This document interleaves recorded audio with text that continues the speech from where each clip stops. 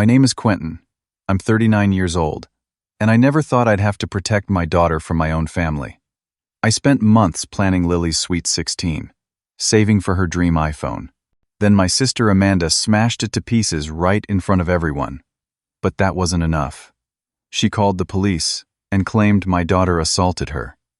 The worst part? My parents signed a false police report against their own granddaughter. I didn't scream or threaten anyone. I did something much more effective. Before I tell you what happened next, let me know where you're watching from and hit subscribe if you've ever had to protect your child from toxic family members. To understand what happened at Lily's birthday, you need to know a bit about our family. I run a moderately successful construction company here in Michigan. I've worked hard to build it from the ground up, putting in 14-hour days for years to create something I'm proud of.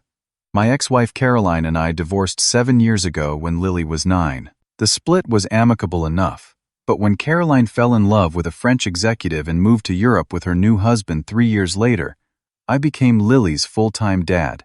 It wasn't always easy, but those years raising my daughter alone have been the most rewarding of my life. Then there's my older sister Amanda. At 42, Amanda has always been the golden child in our family, despite her track record. While I built my business, Amanda bounced between jobs, relationships, and apartments, never staying in one place for more than a year or two. She's worked as a receptionist, retail manager, unsuccessful realtor, and most recently as an office administrator for a local insurance company. Her romantic life follows a similar pattern. 3 serious relationships, each ending dramatically, usually with Amanda claiming she was wronged in some profound way. What Amanda lacks in stability, she makes up for in drama.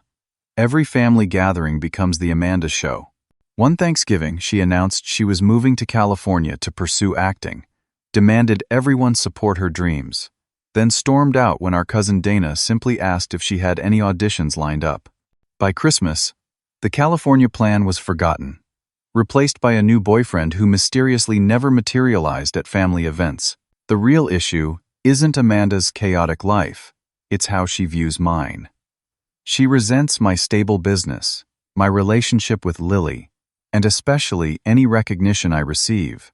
When I was featured in a local business magazine, Amanda spent our mother's entire birthday dinner explaining why my success was just luck and how construction was destroying the environment anyway. My parents, Robert and Eleanor, are in their late 60s now. Dad retired from teaching high school math 5 years ago, and Mom worked as a librarian until retiring last year.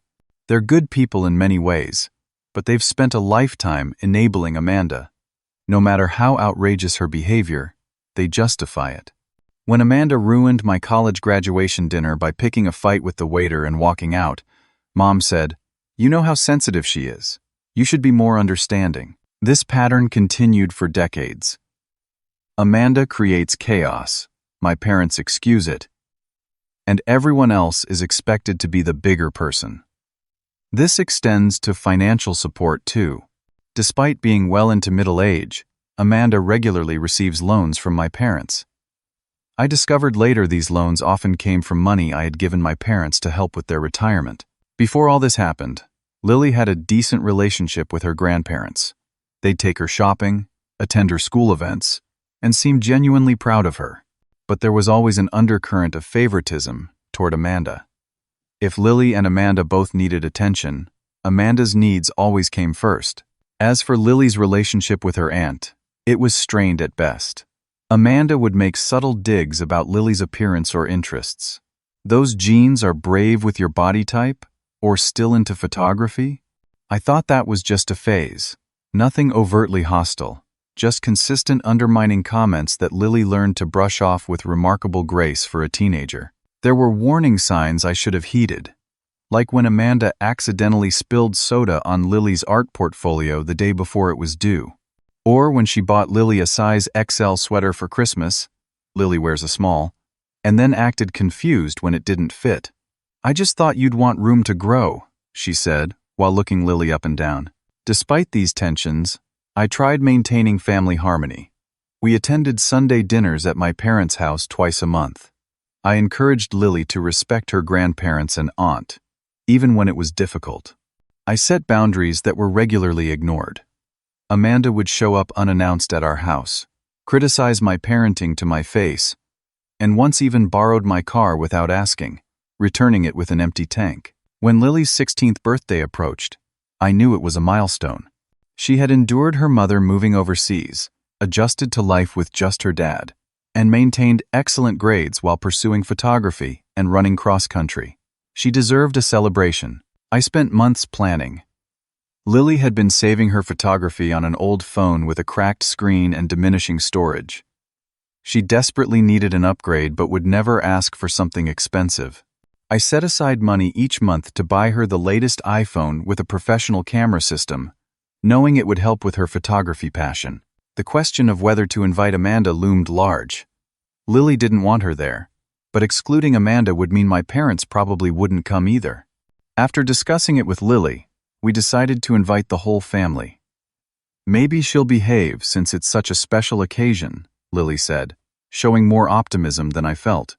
If only we had known what would happen, we would have made a very different choice. The morning of Lily's birthday, I was up at dawn transforming our backyard. I had rented a small tent with string lights crisscrossing overhead, creating a canopy of soft illumination.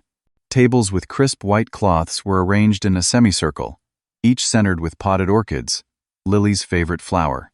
A professional sound system was set up near the wooden deck, which would serve as a dance floor. The catering company arrived promptly at 3, setting up a buffet of Lily's favorites, including a gourmet macaroni and cheese station, mini sliders, and a chocolate fountain with various dipping options. The highlight was the photo area. Knowing Lily's passion for photography, I had created a special space with professional lighting, an array of backdrops, and a table of fun props. I hired Jordan, a photographer from Lily's school's art department, to take professional shots throughout the event.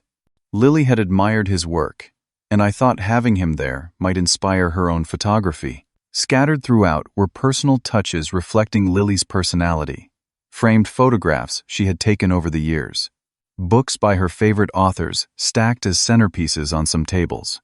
Even the playlist was carefully curated with her input, a mix of current hits and classics she had grown to love through my old record collection. At 4:30, Lily's friends began arriving. Madison and Kaylee came first, identical twins with opposite personalities. Madison, quiet and artistic, had bonded with Lily in photography club. Kaylee, outgoing and athletic, ran cross-country with her. They brought a joint gift, a custom photo album with space for future pictures and memories. Tyler and Zach arrived next, childhood friends who had known Lily since elementary school. Then came Brittany, Sophie, and Rachel, giggling together as they entered. Derek, Lily's lab partner, looked uncomfortable in dress clothes, but relaxed when he saw the casual atmosphere. By 5, about 12 teenagers were gathered, laughing and taking selfies, already gravitating toward the photo booth. Lily was radiant. She wore a simple blue dress that brought out her eyes, her dark hair pulled back with a few strands framing her face. Her smile was constant as she moved between friend groups, making introductions and accepting birthday wishes. Watching her confidence and kindness, I felt a surge of pride that almost overwhelmed me. The first planned activity was a photography scavenger hunt I had organized. Teams received lists of abstract concepts to capture, like joy, friendship, or future. It played perfectly to Lily's interests, while engaging all her friends. The teenagers scattered through the yard and house, cameras and phones ready, laughing as they arranged shots and posed for each other. My parents arrived during this activity.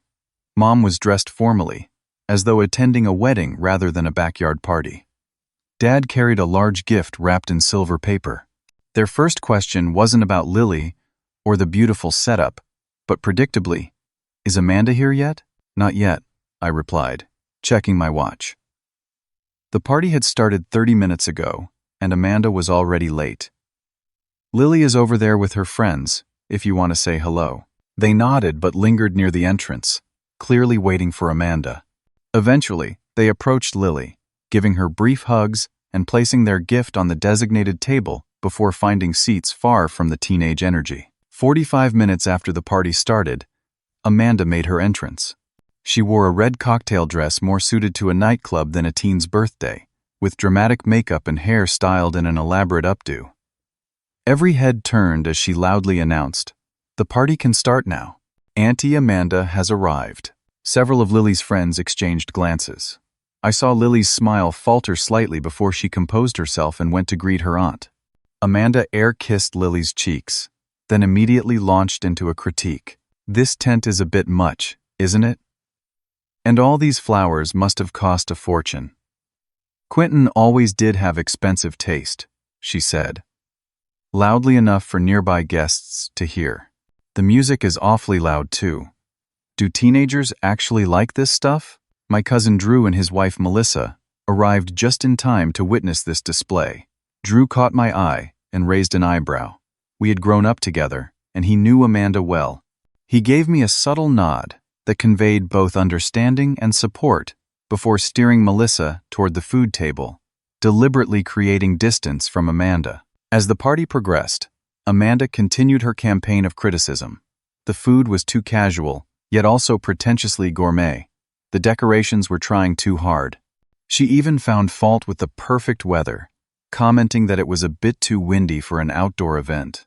I tried redirecting her energy by asking her to help distribute drinks, thinking a task might keep her occupied. This backfired when she began questioning teenagers about whether their parents knew alcohol was being served. There was no alcohol, of course, just sparkling cider and soft drinks, but her insinuation created uncomfortable moments. My parents observed all this without intervention. When I approached them about Amanda's behavior, my mother whispered, "She just wants to be involved. You know how left out she feels sometimes. Can't you find something special for her to do?" The burden of managing Amanda while hosting the party was becoming exhausting.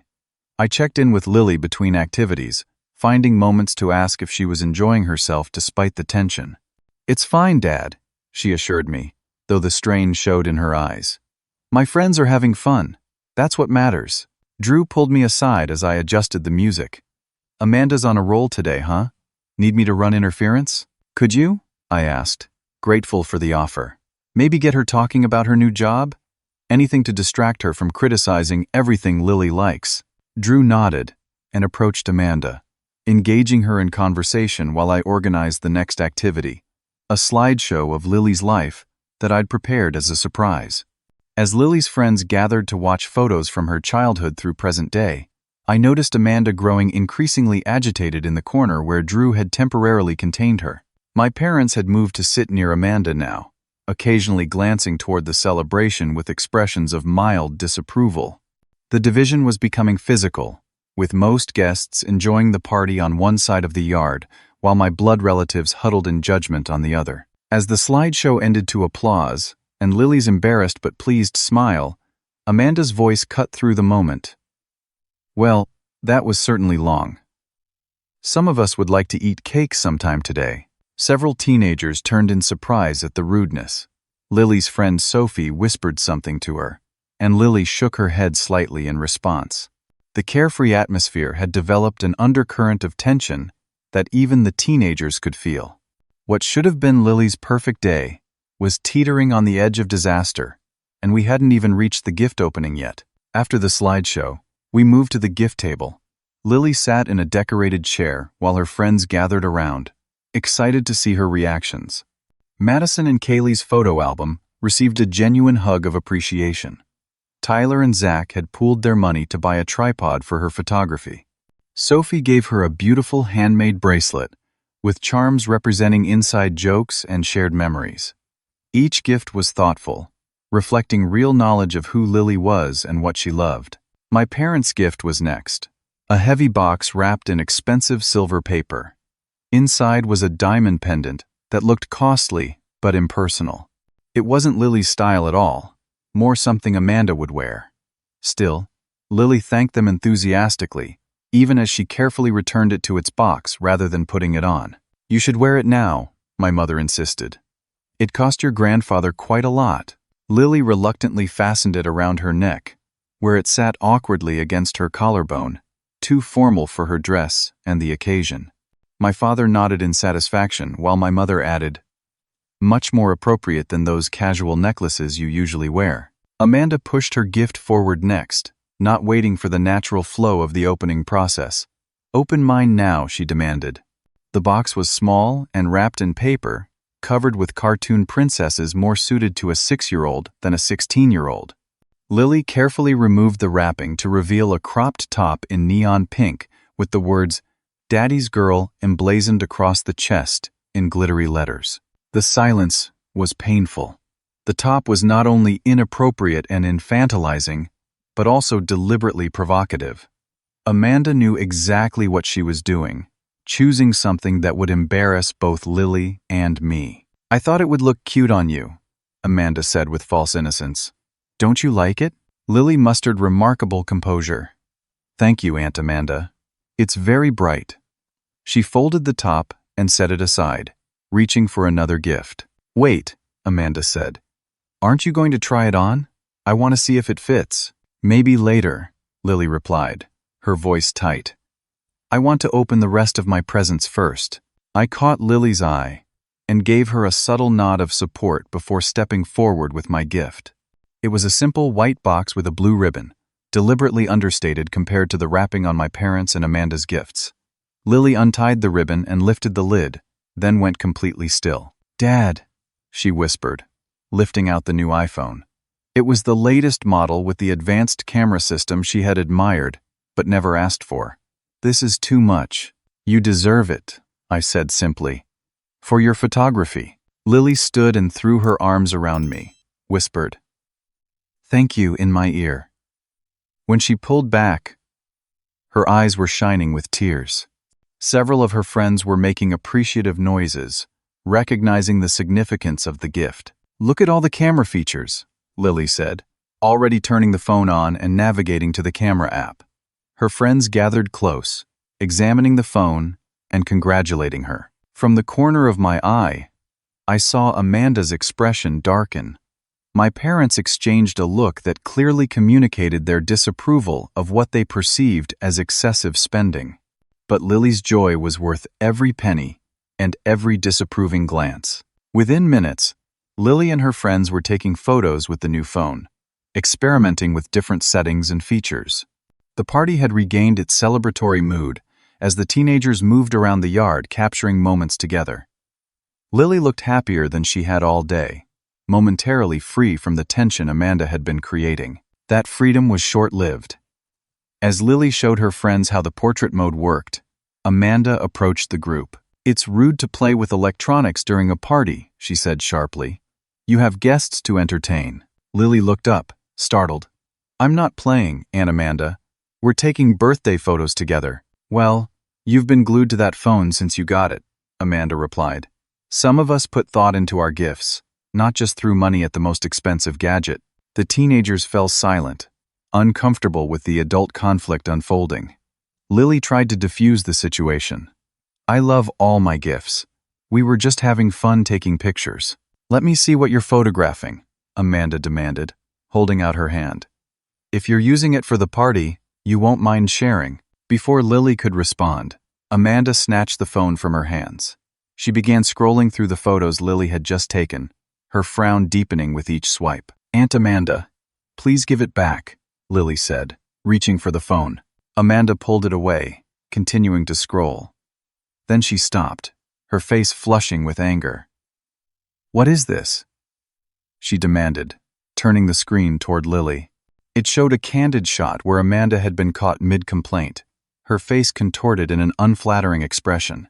"I didn't take that on purpose," Lily explained quickly. "It was just a group shot, and you happened to be in the background."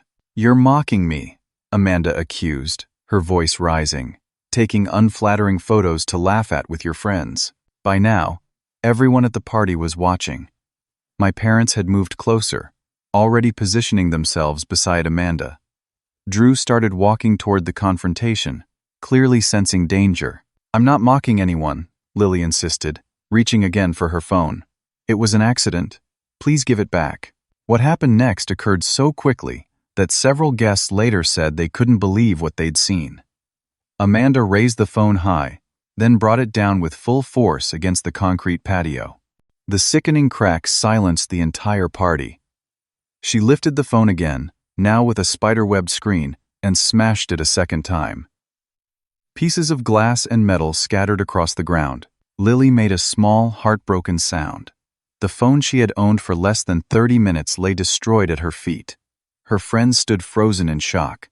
One of the younger girls started crying. I reached Lily in 3 strides, putting my arm around her shoulders. She was trembling, tears streaming silently down her face. "What is wrong with you?" I asked Amanda, my voice low and controlled despite the rage building inside me. "She was disrespecting me," Amanda shot back, "taking ugly photos to humiliate me." "It was an accident," Lily repeated through her tears. "I would never do that." My parents had reached us now, predictably taking position on either side of Amanda. "Quentin, you know how sensitive your sister is about photographs," my mother said, as if this explained or justified destroying a $1,000 phone. Drew arrived with Melissa close behind. "Everyone saw what happened," he said firmly. "Amanda, that was completely out of line. You always take his side." Amanda spat at Drew. "You don't know what she was doing with that phone." As I comforted Lily and the party disintegrated around us, I had no idea that Amanda was about to escalate the situation far beyond what anyone could have imagined. The destruction of the iPhone was just the beginning of a nightmare that would change our family forever. Amanda stormed away from the scene of destruction, high heels stabbing the lawn as she retreated toward the house. The party had frozen in a tableau of shock. Lily's friends stood clustered together, wide-eyed and uncertain. My parents hovered near the shattered phone, already constructing excuses for Amanda's behavior.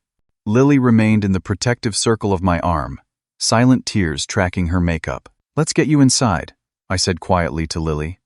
"Drew, could you keep an eye on things out here for a minute?" Drew nodded, already moving toward the remaining guests with Melissa to attempt damage control. I guided Lily toward the house, intending to help her clean up and regroup away from staring eyes. As we approached the back door, we heard Amanda's voice, strident and theatrical, coming from the kitchen. "Yes, I need police assistance immediately," she was saying. "I've been assaulted at my niece's birthday party." I stopped in my tracks, Lily stiffening beside me. We exchanged a look of disbelief before moving closer to hear better. "My address?" "No, I'm at my brother's house," Amanda continued, providing my address with practiced precision. "My teenage niece attacked me when I confronted her about inappropriate photos. Her father is enabling her behavior. I fear for my safety." "What?" Lily whispered, her face draining of color. "Dad, I never touched her." "I know," I assured her, my mind racing to process this new development. "Everyone saw what happened. This is insane." We entered the kitchen just as Amanda was finishing her call. She flinched theatrically when she saw us, clutching her phone to her chest as if protecting it from thieves. "The police are on their way," she announced, chin lifted in defiance. "I won't be bullied and assaulted by a teenager." "You were not assaulted," I stated firmly. "You destroyed Lily's birthday gift in front of a yard full of witnesses, and now you're lying to the police." "She lunged at me," Amanda insisted. "Everyone saw it. When I tried to show her the inappropriate photo she took, she grabbed my wrist and tried to wrestle the phone away. I was defending myself." "That's not what happened," Lily protested, her voice breaking. "You took my phone and smashed it. I never touched you." Amanda's eyes narrowed. "It's your word against mine, and we'll see who Mom and Dad believe." As if summoned by their mention, my parents appeared in the doorway. They took in the scene, their eyes moving from Amanda's dramatic pose to Lily's tear-stained face. "What's happening now?" my father asked wearily. "Amanda called the police," I explained, struggling to keep my voice level. "She's claiming Lily assaulted her." I expected shock, disbelief, perhaps even outrage at such an obvious lie. Instead, my mother immediately moved to Amanda's side. "Are you hurt? Did she mark you?" The betrayal was so swift and complete that it momentarily stole my breath. Lily made a small sound beside me, a wounded animal noise that cut straight to my heart. "Grandma," she began. "I didn't. I would never." "Teenagers can be volatile," my father interrupted, joining my mother in Amanda's protective circle. especially when confronted about inappropriate behavior. The kitchen door burst open as Drew entered, his face tense. "There are police cars pulling up outside," he reported. "What the hell is going on?" "Amanda called them," I explained tersely. "She's claiming Lily attacked her." Drew's expression cycled through disbelief to anger. "That's ridiculous. Everyone saw what happened. Could you go tell Lily's friends that everything's okay?" I asked him. "Maybe suggest their parents pick them up soon? I don't want them dealing with this." As Drew left to manage the rapidly deteriorating party, 2 police officers appeared at the front door. Officer Barrett was a stocky man with a military haircut and impassive expression. His partner, Officer Jenkins, was younger, with watchful eyes that missed nothing as they entered the house. "We received a call about an assault?" Officer Barrett began.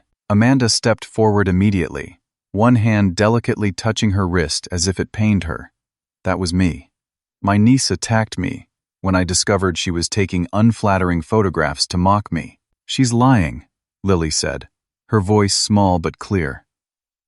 "She took my new phone and smashed it on the patio.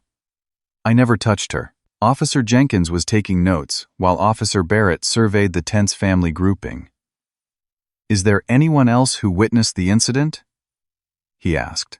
"About 20 teenagers and several adults," I replied.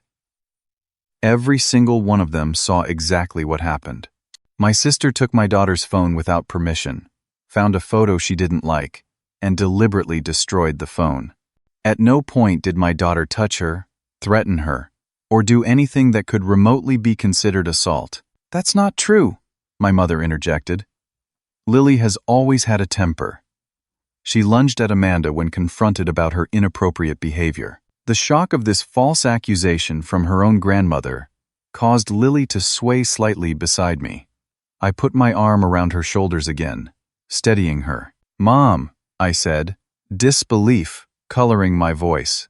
"You were 30 feet away talking to Dad when this happened. You couldn't possibly have seen Lily lunge at anyone, because it never happened." "Don't tell your mother what she did or didn't see," my father snapped.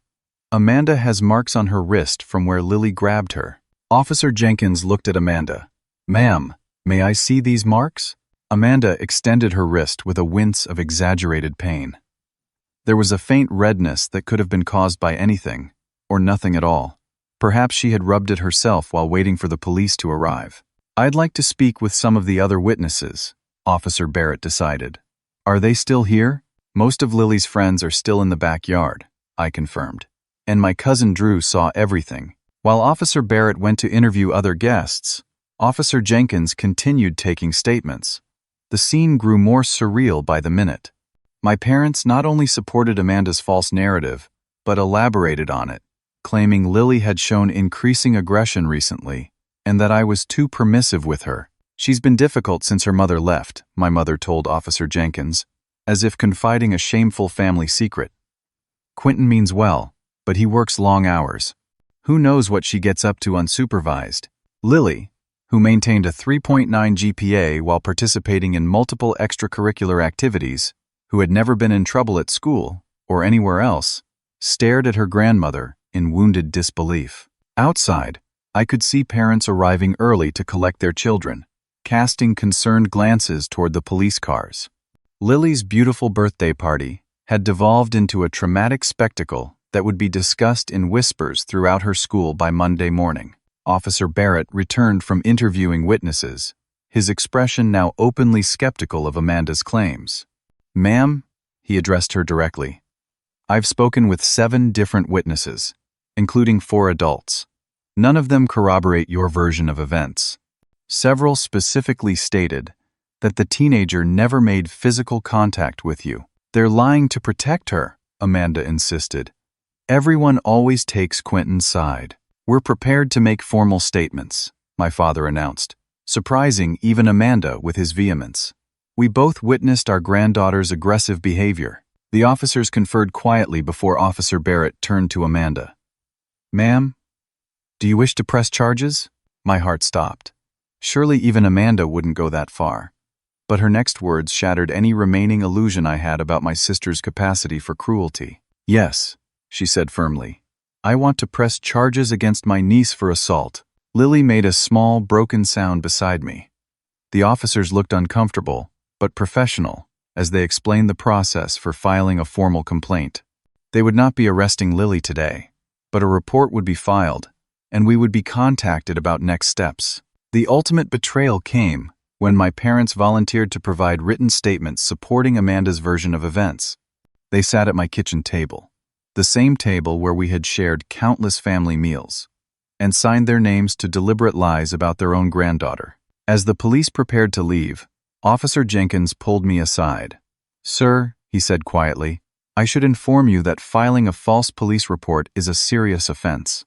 If evidence later contradicts these statements," he left the implication hanging. I nodded my understanding. "My security cameras cover the backyard," I told him.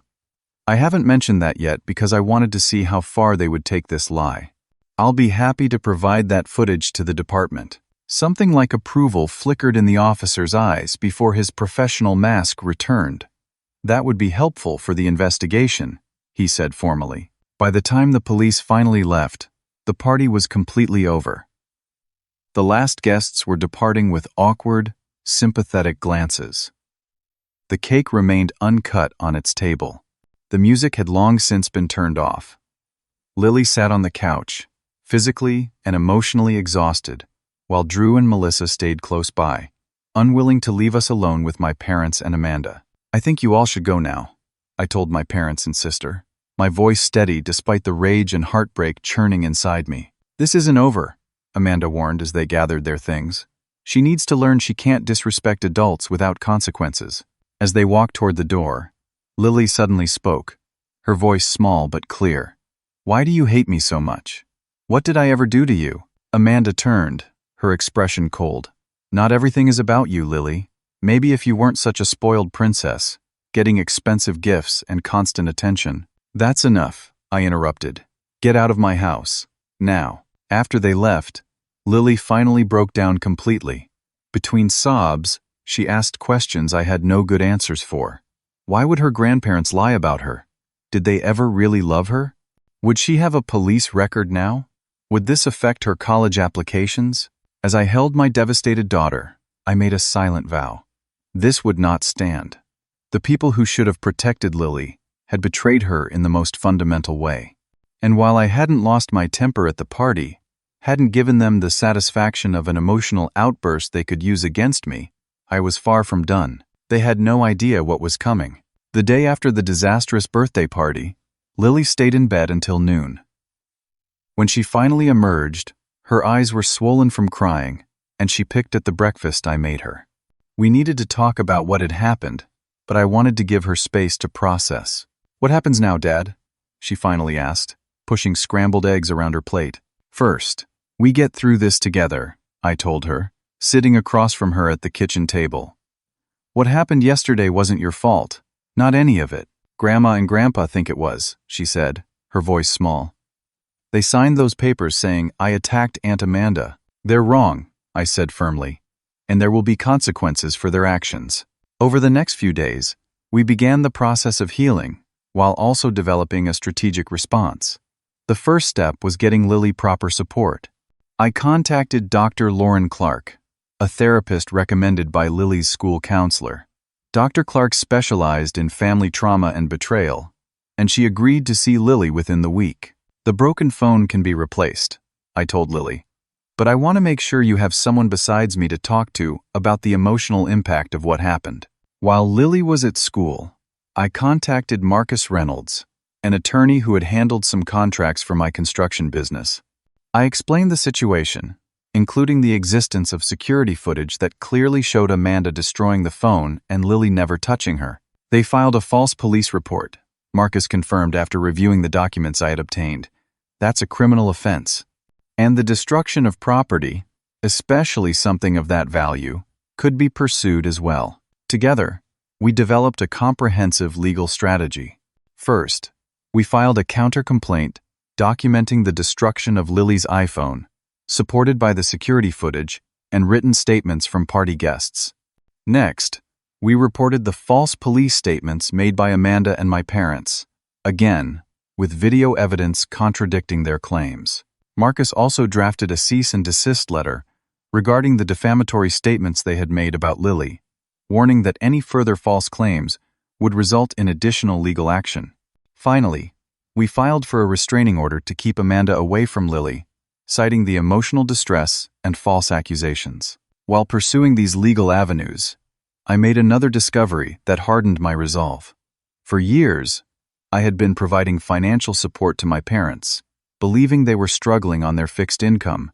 I transferred money monthly for their property taxes, helped with unexpected medical bills, and had set up college funds for Amanda's children, my niece and nephew, who were rarely allowed to visit us. Reviewing my financial records, I realized my parents had been channeling much of my support directly to Amanda. The loans they constantly extended to her often coincided exactly with the amounts I had given them for their own needs. In essence, I had been unknowingly supporting Amanda's chaotic lifestyle. While she undermined my relationship with my daughter, I made immediate changes. I canceled all recurring transfers to my parents' accounts. I froze the college funds I had established for Amanda's children, planning to wait until they were adults to give them direct access without their mother's interference. I removed my parents as beneficiaries from my life insurance policy, replacing them with a trust for Lily. With the practical and legal responses in motion, I also activated our support system. Lily's school counselor was informed of the situation in case emotional fallout affected her academic performance. Drew and Melissa stepped up magnificently, inviting us for dinner regularly and providing the family connection we both needed. Most touching was the response from Lily's friends and their parents. Madison and Kaylee's mother organized a do-over Sweet 16 gathering at their house. Several parents contacted me to express their support and confirm that their children had given truthful statements to the police about what they witnessed. The most difficult step was establishing communication boundaries. I blocked Amanda's number on both my phone and Lily's. I filtered emails from my parents to a separate folder I could check when emotionally prepared. I returned mail from them unopened. I instructed my office assistant that no calls from my sister or parents should be put through without my explicit permission. All communication regarding legal matters would go through Marcus. I made it clear to him that I was not interested in apologies or explanations at this point, only in protecting Lily and ensuring there were appropriate consequences for their actions. Through all this, I struggled with my own emotions. Late at night, after Lily had gone to bed, I would sometimes sit alone with the weight of what had happened. The family I grew up with, the parents who raised me, had chosen to betray my daughter in the most fundamental way. There was grief in that recognition, a mourning for relationships that could never be the same. Lily noticed one night, when she found me sitting in the dark living room. "Are you okay, Dad?" she asked, wrapping her robe tighter around herself. "I'm sad about what happened," I admitted. "Not about the actions I'm taking, but about the fact that they're necessary." She sat beside me on the couch. "Do you think they'll ever admit what they did was wrong?" "I don't know," I answered honestly, "but that can't be our focus right now. We need to protect ourselves and move forward, whether they change or not." This became our approach. While setting firm boundaries and pursuing legal remedies, we also began creating new traditions and connections. When Sunday family dinners at my parents' house were no longer part of our routine, we instituted Sunday morning hikes instead. Without the obligation to attend stressful family events, we discovered we had more time for activities that strengthened our bond. Drew introduced us to his wider circle of friends, many of whom became like extended family. Melissa's parents welcomed Lily as another granddaughter, inviting her to bake cookies and learn gardening skills my mother had never shared. 1 month after the birthday disaster, Lily came home from school with news. "I got an A on my photography project," she announced. "The one I shot with my new phone." I had replaced her iPhone within days of the incident, identical to the destroyed one.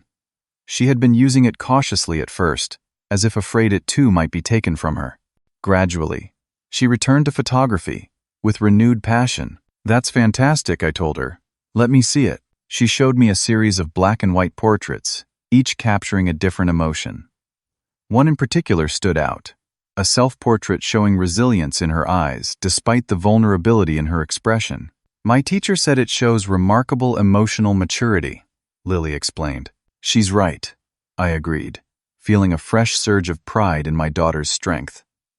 You're handling all this with more grace than most adults would. As we reached the 2-month mark since the incident, our new normal had begun to take shape. The legal proceedings were moving forward, slower than emotional justice might demand, but with steady progress. We had received no direct contact from Amanda or my parents, though Marcus reported they had hired their own attorney who was attempting to negotiate a dismissal of all complaints. Not happening, I told Marcus firmly when he relayed this request. They need to experience the full consequences of their actions. I agree, he assured me. I'm just keeping you informed of all communications. What we didn't yet know was that these consequences were about to become very real, not just for Amanda, but for my parents as well. The system that had been set in motion was about to deliver the accountability they had avoided their entire lives. Exactly 3 months after Lily's birthday, I received a call from Marcus. The judge ruled on Amanda's case today, he informed me. She's been found guilty of filing a false police report and malicious destruction of property. What's the sentence? I asked, stepping away from the construction site I was overseeing to hear better. 200 hours of community service, most of it at the county waste management facility, plus restitution for the phone and legal fees. She also has a misdemeanor on her record now. The waste management facility assignment wasn't random. The judge had specifically chosen it after hearing about Amanda's history of entitled behavior. She would be sorting recycling and garbage, wearing a high-visibility vest emblazoned with community service across the back. That same afternoon, Lily texted me a screenshot from social media. Someone had photographed Amanda in her community service vest, looking miserable as she separated plastic from paper outside the recycling center. The image had already been shared widely in our community, with comments ranging from curious to vindicated. Is it wrong that this makes me feel better? Lily asked when I got home. It's natural to want to see justice served, I told her. The important thing is that we don't become obsessed with their punishment. That would give them too much power over our happiness. While Amanda was sorting garbage, other consequences were unfolding. Through Drew, I learned that Amanda had lost her job at the insurance office. Background checks had revealed her new criminal record, and company policy prohibited employing anyone with a conviction related to dishonesty. She's moved back in with Mom and Dad, Drew reported during our weekly dinner. Apparently, she can't afford her apartment anymore without your parents subsidizing it. My parents were facing their own reckoning. Without my monthly financial support, they were struggling to maintain their lifestyle. The property taxes they had neglected in favor of funding Amanda's demands had accumulated penalties. Their credit card debt, previously managed with my assistance, was growing uncontrollable. Most significant was the social impact. Word had spread throughout their retirement community about the false police report. Neighbors who had known them for years now viewed them with suspicion. Their church, where my father had been a respected elder, quietly removed him from leadership positions. Eleanor and Robert canceled their bridge club membership, Melissa told us, having heard this from her mother who knew someone in the same club. Apparently, no one would partner with them anymore. Too many people know what they did to Lily. Amanda's social isolation was even more pronounced. Friends who had tolerated her dramatic behavior for years now had concrete evidence of her malice. The image of her destroying a teenager's birthday gift, followed by filing false police charges, was too much for even her most loyal supporters. One unexpected development came through social media. Amanda's children, my niece and nephew who were 13 and 15, reached out to Lily through Instagram. They had been told a twisted version of events by their mother, but had seen the truth through school, gossip, and social media. They wanted Lily to know they didn't believe their mother's lies. After discussing it with Dr. Clark, Lily decided to maintain cautious contact with her cousins. They're victims in this too, she pointed out. It's not their fault. Their mom is the way she is. While Amanda and my parents were facing the consequences of their actions, Lily and I continued rebuilding. The new iPhone was now filled with stunning photographs documenting our healing journey. Lily had joined a community photography club where her talent was recognized with a junior membership award. Our therapy sessions both individual and together, helped process the complex emotions of family betrayal. Dr. Clark noted that Lily was showing remarkable resilience, attributing it partly to the decisive way I had responded to the situation. Children who experience betrayal by family members often suffer most when the remaining trusted adults fail to protect them, she explained during one session.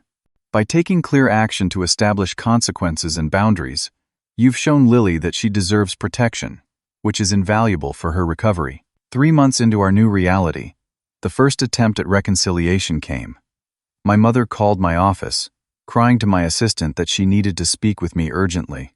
When I returned the call, it was immediately clear that her urgency stemmed from financial desperation rather than genuine remorse. The property tax bill is overdue, and they're threatening a lien, she explained without preamble. We've always depended on your help with that. You chose Amanda over Lily, I replied calmly. That choice had financial consequences, among others. We never meant to hurt Lily, my mother protested. Amanda was so upset, and you know how she gets when she feels cornered. You signed a false police report against your 16-year-old granddaughter, I reminded her. That goes beyond taking sides in a family disagreement. The conversation ended with no resolution. My mother's tears seemed more about their financial predicament than true understanding of the harm they had caused. A week later, Amanda called from an unknown number.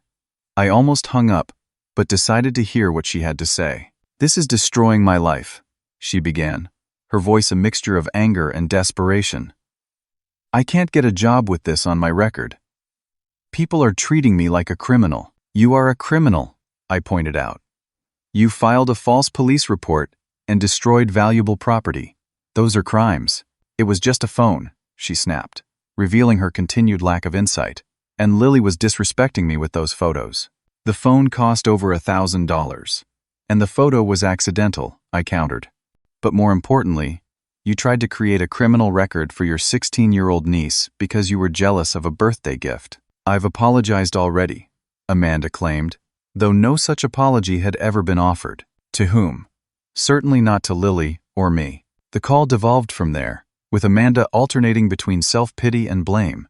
She ended by saying she would apologize to Lily if it would make all this go away, revealing that her motivation was escaping consequences rather than genuine remorse.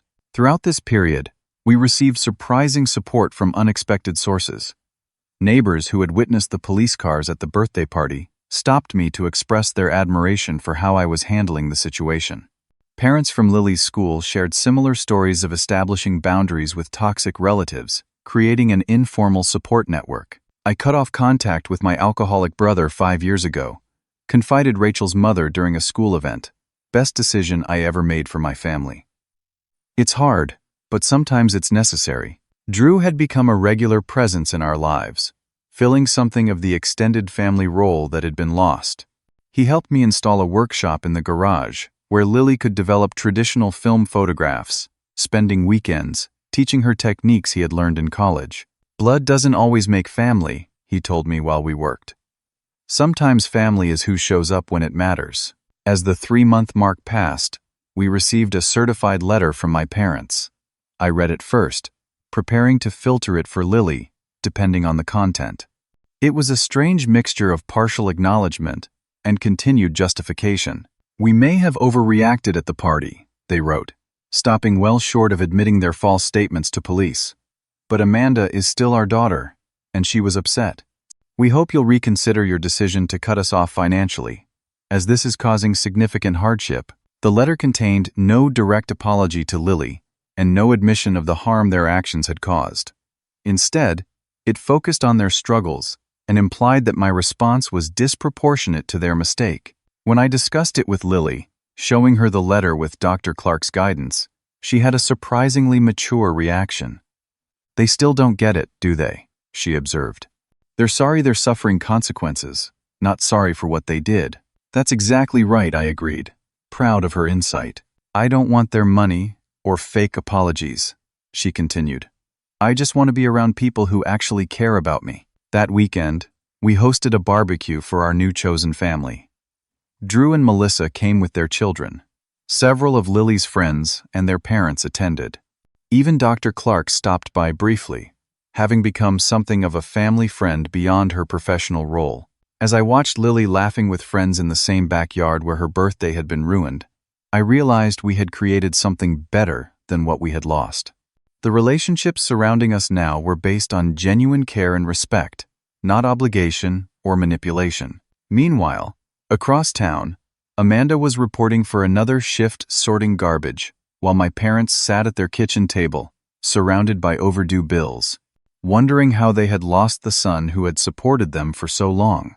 Their choices had created their new reality, just as our choices had created ours. 6 months after the birthday party incident, Lily and I had established a new normal. Our Tuesday evenings were dedicated to therapy, though we had reduced the frequency to bi-weekly sessions as Dr. Clark noted our progress. Weekends often included activities with Drew's family, or Lily's expanding circle of friends. The painful events had gradually transformed from an open wound to a healing scar, still visible, but no longer dominating our daily lives. Lily's photography had flourished, becoming not just a hobby, but a form of expression and healing. Her school counselor had connected her with a local gallery owner who featured young artists, and 3 of Lily's photographs were displayed in their Emerging Voices exhibition. The centerpiece was the self-portrait she had taken shortly after the incident, titled simply Resilience. I never would have pushed myself this far with my photography if everything had stayed comfortable, Lily reflected as we stood looking at her work during the gallery opening. It's strange how something so painful led to something good. Dr. Clark had helped us understand this as post-traumatic growth, the positive psychological changes that can emerge from challenging life crises. For Lily, it manifested in her art and in a new clarity about relationships. For me, it appeared as freedom from lifelong patterns of enabling and people-pleasing that I hadn't fully recognized until they were broken. Our healing journey wasn't without challenges. Lily still had moments of sadness about losing her grandparents, particularly around holidays or school events, where other students' extended families gathered. I found myself occasionally wrestling with doubt, questioning whether I had been too harsh in my response, though these moments became less frequent as time passed. 7 months after the incident, we encountered my parents unexpectedly at a local restaurant. We had just been seated when they walked in, stopping abruptly when they saw us. The moment crystallized the distance between our current lives and our past relationship. My mother appeared to have aged years in months, her hair noticeably grayer, her posture slightly stooped. My father had lost weight, his clothes hanging loosely on his frame. After a moment of frozen uncertainty, my mother took a step toward our table. My father followed reluctantly. I felt Lily tense beside me, but she remained seated, her chin lifting slightly in a gesture of quiet dignity. "Quentin," my mother began, her voice wavering. "Lily, it's good to see you both." "Hello," I replied neutrally, neither inviting nor rejecting the interaction. An uncomfortable silence followed, broken when my mother asked, "How have you been?" "We're doing well," I answered, keeping my response simple. My father cleared his throat. "Your mother and I have been struggling," he said bluntly. "The property tax situation has become serious. We may lose the house." This immediate pivot to their financial problems, rather than addressing the harm they had caused, was so predictable, it was almost sad. They had not changed, had not grown, had not recognized the fundamental issue that had severed our relationship. "I'm sorry to hear that," I said, my tone remaining even. "There are resources available through the county for seniors facing tax difficulties. The community center offers financial counseling." My mother's expression tightened at the suggestion they seek public assistance rather than family support. "We were hoping to discuss this privately with you," she said, glancing meaningfully at Lily. "Perhaps you could call us later?" Before I could respond, Lily spoke up. "If you have something to say to my dad, you can say it in front of me. I'm not a child who needs to be sent away from adult conversations." My parents looked startled at her directness. In the past, Lily had been quiet and deferential around them, careful not to trigger Amanda's jealousy or their disapproval. This confident young woman was unfamiliar to them. "We made a mistake at your party," my father conceded. The closest he had come to an apology. "Things got out of hand. You signed a false police report against me. Lily stated calmly. That wasn't things getting out of hand. That was a deliberate choice. My mother flushed. Amanda was very upset. We were trying to support her. By lying to police about your granddaughter? I asked. That goes beyond supporting Amanda. That was actively trying to harm Lily. The conversation continued in this vein for several minutes, my parents dancing around a genuine apology while attempting to re-establish financial support. Lily and I remaining calm but firm about the reality of what had occurred. Eventually, they retreated to their own table, the interaction ending without resolution. As they walked away, Lily let out a slow breath. That was harder than I expected, she admitted. You handled it beautifully, I told her. I'm proud of how direct and composed you were. She smiled slightly. I practiced what I would say if I ever saw them again. Dr. Clark helped me figure out what I needed them to hear, even if they weren't ready to really listen. That encounter crystallized many of the lessons we had been learning through our healing process. True family was defined by actions, not blood. Setting and maintaining boundaries wasn't selfish but necessary for well-being. Breaking cycles of toxicity required courage and consistency. And sometimes, protecting those you love meant making difficult choices that others might not understand. In the year following Lily's disastrous 16th birthday, we created new traditions to replace those lost with my parents and sister. Thanksgiving, once spent uncomfortably at my parents' house with Amanda as the center of attention, became a Friendsgiving celebration hosted at our home, with Drew's family and several of Lily's friends joining us for a relaxed, joyful gathering. Christmas morning, which had previously involved tense gift exchanges where Amanda's children received lavish presents while Lily's were criticized as excessive, transformed into a peaceful celebration, followed by volunteering at a local shelter, a tradition Lily had suggested. Amanda's community service hours eventually ended, but the consequences continued. Her criminal record made employment difficult. She remained living with my parents, creating a codependent situation that reinforced their worst tendencies. Occasionally, news would reach us through Drew or mutual acquaintances. None of it suggested any meaningful change or growth. In contrast, Lily flourished. Her junior year of high school brought academic success, growing recognition for her photography, and healthy friendships. The traumatic birthday became a reference point for growth, rather than an open wound. That was before the Amanda incident, or after everything happened, became neutral markers in our personal timeline, acknowledging the event without giving it power over our present. As Lily's 17th birthday approached, we discussed how to celebrate. I want something completely different from last year, she decided. No big party, no gifts that would make anyone jealous. Just experiences with people who actually care about me. We planned a weekend photography trip to the coast with 3 of her closest friends. No relatives except Drew and Melissa, who would join us for one dinner. No elaborate decorations or formal gift-opening ceremony, just genuine connections and memories being made. The night before we left for this trip, Lily and I sat on our back porch, the same space where her 16th birthday had imploded a year earlier. The area had been transformed, with a new fire pit where the shattered iPhone had lain and fresh landscaping erasing the physical reminders of that day. Do you ever regret how things turned out with Grandma and Grandpa? Lily asked, watching the flames dance in the fire pit. I considered the question carefully. I regret that they made choices that led to this outcome, I finally answered. I regret that they couldn't be the grandparents you deserved. But I don't regret protecting you or establishing consequences for their actions. Lily nodded. I feel the same way. Sometimes I miss the idea of having grandparents, but not the reality of how they actually treated us. The hardest lesson I've learned, I told her, is that sometimes losing toxic family means gaining your real life.